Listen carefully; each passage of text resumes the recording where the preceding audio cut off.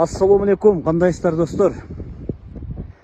Biz mına Kırgızstandın şartı katал жашоого, бирок жаратылышы сонун Карашоро деген айылындабыз. Бул айылга келиш үчүн биз бүгүн 4 чегара постунан өттүк. Кыргызстандыкы, Өзбекстандыкы, кайра чыгып атып Өзбекстан, Кыргызстандыкы болуп 4 посттон өтүп текшеришип анан бул жака келдик. Достор, бул айыл Карашоро деп аталат.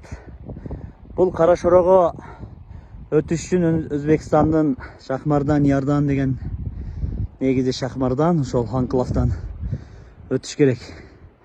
Бул жерде мына биздин туугандар жашайт.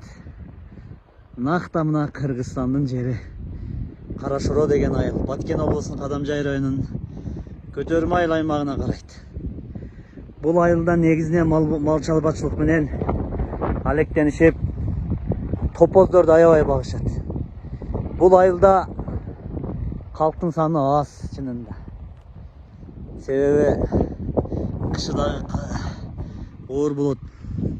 Мына сиздер көрүп турган мектеп үйгө окшоп турат го, ушул мектеп.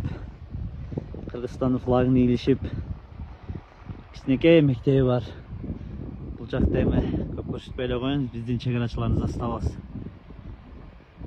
Мына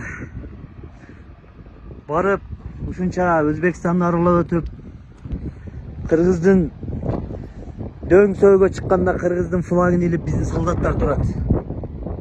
Чегараны коруп, жаш жигиттерибиз автоматын колго алып Кыргыздын ушундай кооз тоолорун, жерлерин, чегарасын, жерин коргоп турат.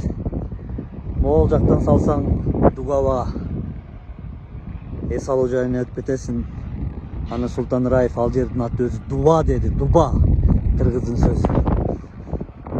Бул жактан айыл. Кичинекей айыл. Бирок сонун айыл. Жаз көрүнбөй атат, теректердин нар жагында чоң дарыя агат.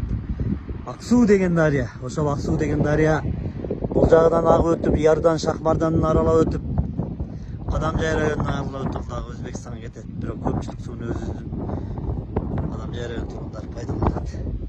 Мына ушундай кооз айыл тургундар. Тоолорубузду карагыла. Ушундай айыл бар. Көрүп коюшубуз керек. Мына мектеп. Сонун.